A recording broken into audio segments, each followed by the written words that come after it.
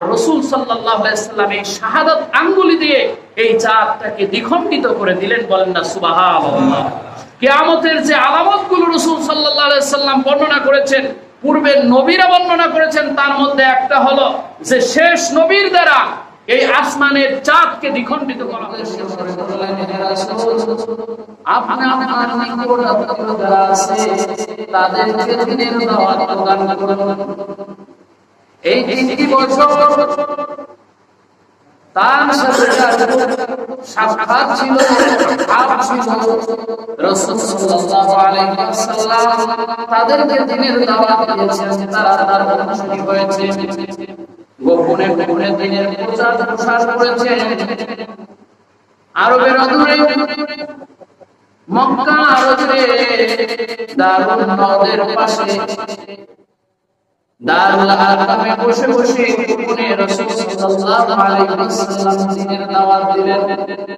যখন আল্লাহ তাআলা সূরাতুশ শুআরা আয়াত নাযিল করলেন, মুআযিন আশিরাতাকাল আকরাবিন, তখন আমার আপনার নবী দিনের দাওয়াত দেওয়ার জন্য তিনি তার আত্মীয় স্বজনদেরকে ডাকার জন্য সাফা পাহাড়ের প্রদেশে তাদেরকে সমবেত করলেন।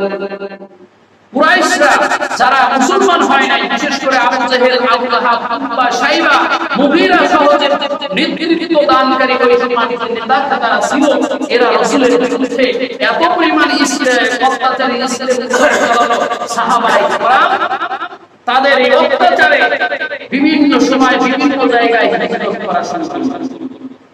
রাসূল সাল্লাল্লাহু আলাইহি ওয়াসাল্লাম অত্যাচার সহ্য করতে না পেরে বিভিন্ন সময় তার অনুসারী সাহাবাদেরকে তায়েফে হিজরত করার অনুমতি দিলেন, কিন্তু রাসূল সাল্লাল্লাহু আলাইহি ওয়াসাল্লাম কখনো তার দেশকে ত্যাগ করলেন না।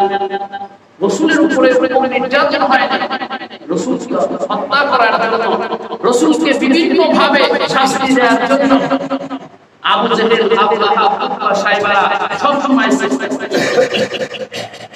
একদিন রাসূল সাল্লাল্লাহু আলাইহি ওয়াসাল্লাম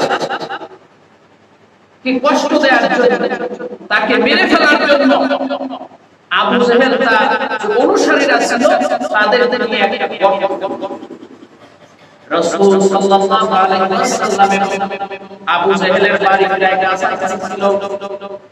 মাঝে মধ্যে রাসূল সাল্লাল্লাহু আলাইহি ওয়াসাল্লাম তার চাচা আবু জেহেলের কাছে দিনের দাওয়াত দিলেন, দিনের দাওয়াত দিতেন, ইসলামের ছায়াতলে আসার জন্য আহ্বান করতেন। কিন্তু আবু জেহেল বারবার রাসূল সাল্লাল্লাহু আলাইহি ওয়াসাল্লামের সাথে প্রতারণা করে, আশ্বাস দেয় এই কাজটা যদি করে দিতে পারো, এই অলৌকিক জিনিসটা যদি ঘটাইতে পারো, তখন আমি ইসলাম ধর্ম গ্রহণ করব। এভাবে অনেকগুলো জিনিস তার কাছে স্থাপন করা হতো।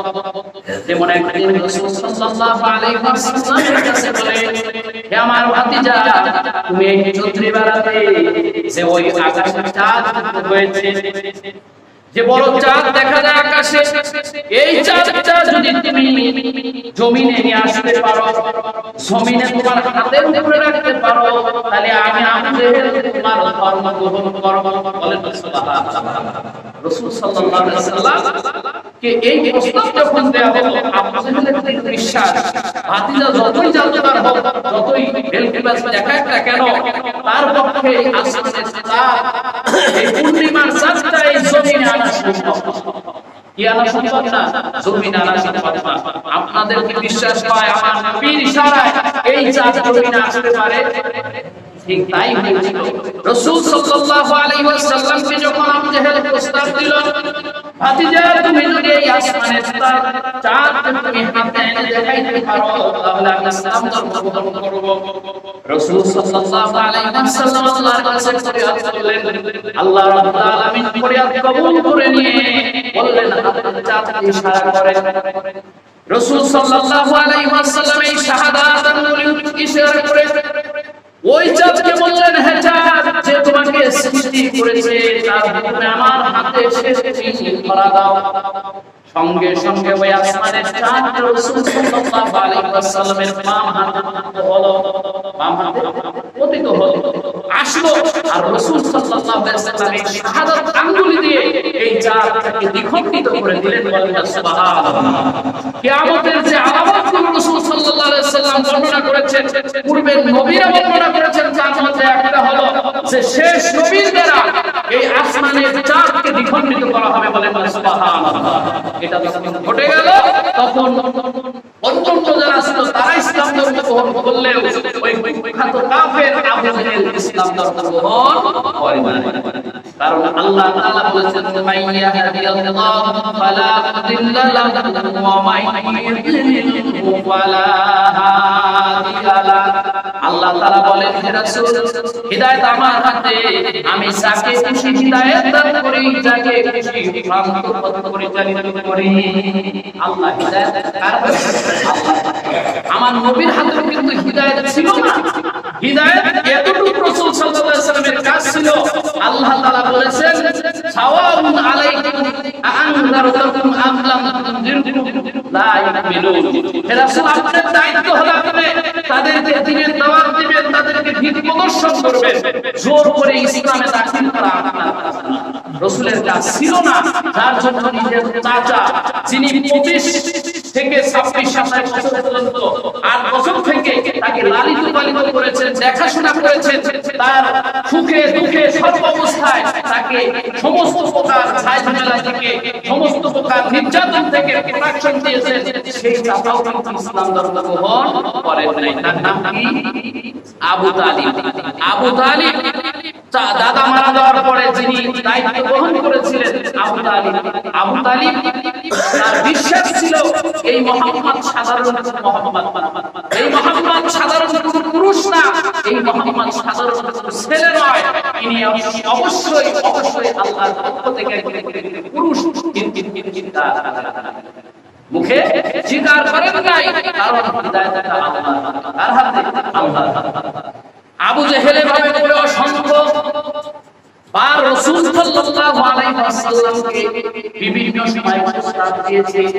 তার মধ্যে আরেকটা প্রস্তাব হলো রাসূল সাল্লাল্লাহু আলাইহি ওয়াসাল্লামকে কষ্ট দেওয়ার জন্য, মানুষের সামনে হেয় প্রতিপন্ন করার জন্য, মানুষের সামনে রাসূলকে খাটো করার জন্য একদিন বলল কি একটা পুতলা মানে একটা কলি, আগে তো আমাদের মতো মানি ব্যাগ ছিল না, ছিল না, একটা পুতলা ছিল, একটা কলি ছিল, ওর মধ্যে কিছু একটা জিনিস এনে তাকে বলতেছে, ভাতিজা তুমি তো অনেক কিছুই দেখাইতে পারো, অলৌকিক বিষয় তোমার জাদুর মাধ্যমে, তুমি বলতে পারো আমার এই পুতলার মধ্যে কি আছে, আমার এই পুতলার মধ্যে, আমার এই কাপড়ের মধ্যে কি আছে বলতে পারো, তাহলে আমি তোমার উপর ঈমান আনবো। বলেন না সুবহানাল্লাহ। রাসূল সাল্লাল্লাহু আলাইহি ওয়াসাল্লাম বলেন, চাচা আমি এই পুতলার মধ্যে কি আছে এটা যদি আমি না বলে, এই পুতলার মধ্যে যা কিছু আছে এটা যদি বলে যে আমি কে আর আপনি কে আর সে কে, এই পরিচয়টা যদি দিয়ে দেয়, আপনি ইসলাম ধর্ম গ্রহণ করবেন। রাসূল সাল্লাল্লাহু আলাইহি ওয়াসাল্লামের এই প্রস্তাবে চাচা খুশি হয়ে গেল। আমি এই পুতলার মধ্যে কি আনছি, আমি আবু জেহেল ছাড়া আমার পাক পিয়াদারাও জানে না। আমি এই পুতলার মধ্যে কি আনছি এটা তো আমার ভাতিজা জানার কোনো প্রশ্নই আসে না। আর আমি যা আনছি এই জিনিসটা যে মুহাম্মাদের কাছে বলবে আমি মুহাম্মদ, এই কথা বলার মতো ক্ষমতাও কারো নাই। এই বিশ্বাস দিয়ে আবু জেহেল এই প্রস্তাবে রাজি হলেন। রাসূল সাল্লাল্লাহু আলাইহি ওয়াসাল্লাম বললেন, হে পুতলার মধ্যে যে ভুঁই সাপ রয়েছে, তুমি আল্লাহর হুকুমে জীবিত হয়ে তোমার পরিচয় দেয়া শুরু করো। রাসূল সাল্লাল্লাহু আলাইহি ওয়াসাল্লামের এই হুকুম জারি হওয়ার পরে ওই পুতলার মধ্য থেকে একটা বিশাল আকৃতির একটা সাপ, ভুঁই সাপ বলে, এটারে আমাদের আধুনিক ভাষায় ভুঁই সাপ বলে। এই ভুঁই সাপ, বিশাল একটা ভুঁই সাপ বের হয়ে মানুষ হয়ে কি হয়ে গেল, ভুঁই সাপ বের হওয়ার সাথে সাথেই মানুষ। আমি মারলাম ভুঁই সাপ আর হয়ে গেল মানুষ। এখন এই ভুঁই সাপ নামক মানুষটা রাসূল সাল্লাল্লাহু আলাইহি ওয়াসাল্লামের কাছে বলতেছে, হে আল্লাহর নবী, আপনি আমাকে সর্বপ্রথম বলে দেন, আশহাদু আল্লা ইলাহা ইল্লাল্লাহ ওয়া আশহাদু আন্না মুহাম্মাদান আবদুহু ওয়া রাসূলুহু। আপনি আগে আমাকে কালেমা শিক্ষাটা আগে দিয়ে দেন, কারণ আমি বুঝছি আমার যে কাজ করেছি, আমি যে হায়াতে এতদিন বাঁচিয়ে আছি, এটা আমার ভাগ্য। আমি যদি কাল ভাগ্য না করে আমাকে মেরে ফেলে, এই জন্য সে আগে ঈমান আনেন।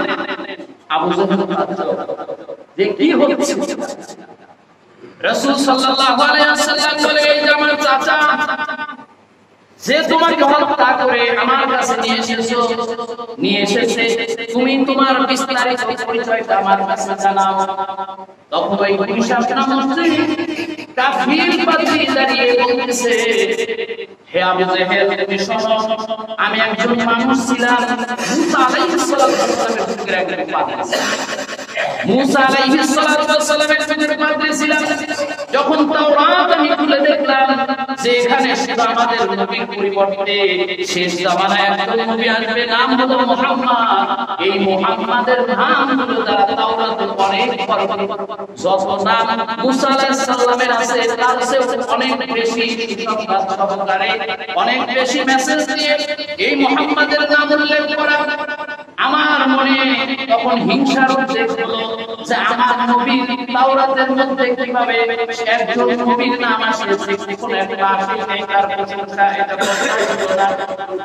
আমি ওই জায়গাগুলো মুহাম্মদ আহমদ নামে যে নামগুলো ছিল, ওই নামগুলোকে দেখে আমি এখানে আমাদের বিভিন্ন পণ্ডিতদের নাম বসায় দিলাম। বলেন না নাউজুবিল্লাহ।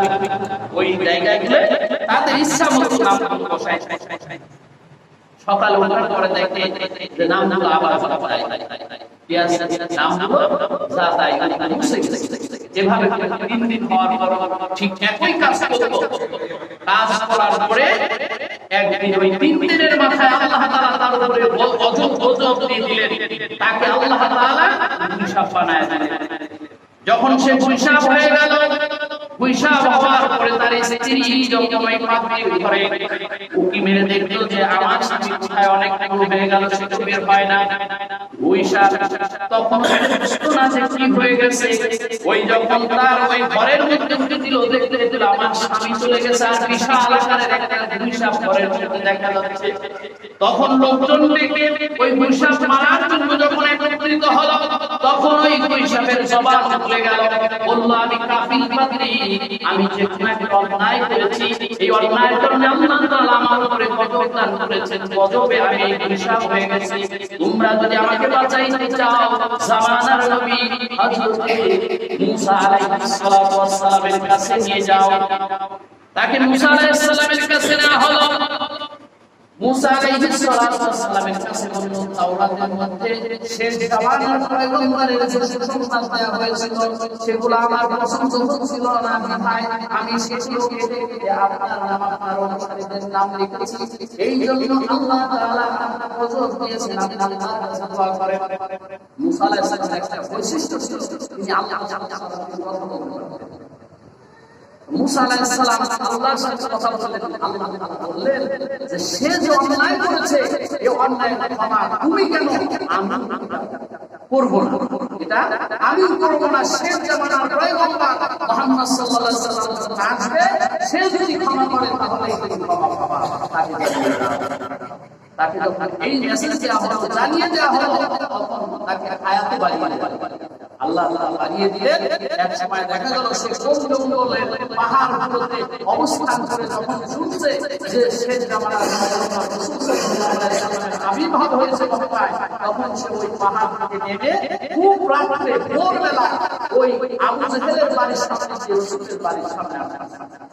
আর যখনই ওই আবু জাহেলের বাড়ির সামনে এসেছে, আবু জাহেল দরজা খুলে দেখে বিশাল তখনই মনের মধ্যে একটা সন্দেহ আসছে যে এই বাড়ি একটা বিশাল একটা নাস্তা নাবুদ করার জন্য, তাকে ঘায়েল করার জন্য একটা বিশাল একটা পয়েন্ট পেয়েছি, আমি তাকে মারবো এবং পুরায়া তাকে ছাই বানায় রাসূলের কাছে নিয়ে যাব। বলেন সুবহানাল্লাহ। এইভাবে করে তাকে নিয়ে আসা হলো। আর বললো যে আমি আসলে বিশ্বাস না যে আবু জাহেল আমাকে হত্যা করেছিল, আমি তখন ভাবছিলাম যে আমার মনে হয় তওবা করার সুযোগটা হইল না, কিন্তু আল্লাহর মহিমায় আমি তওবা করার সুযোগ পাইলাম। তখন সঙ্গে সঙ্গে সে আবার বলে দিল আশহাদু আল্লা ইলাহা ইল্লাল্লাহ ওয়া আশহাদু আন্না মুহাম্মাদান আবদুহু ওয়া রাসূলুহু। এত কিছুর পরেও, এত নিদর্শন দেখার পরেও আবু জাহেল ইসলাম গ্রহণ করে নাই। এই জন্য এখনো বর্তমান সমাজে রাসূলের দুশমন, রাসূলের প্রেমিকদেরকে অনেক সময় কষ্ট দেওয়ার জন্য তাদের কাছে অসংখ্য নজির থাকার পরেও রাসূলের কথা বলবেই তারা। এই জন্য কষ্ট পাওয়ার কিছু নাই। আল্লাহ তাআলা তাদেরকে যদি হিদায়াত দান করে তাহলেই তো হিদায়াত পাবে। আল্লাহ তাআলা আমাদেরকে রাসূলের খাঁটি উম্মত এবং মুসলিম হিসেবে কবুল করুন। আমিন। ওয়া আখিরু দাওয়ানা আলহামদুলিল্লাহ।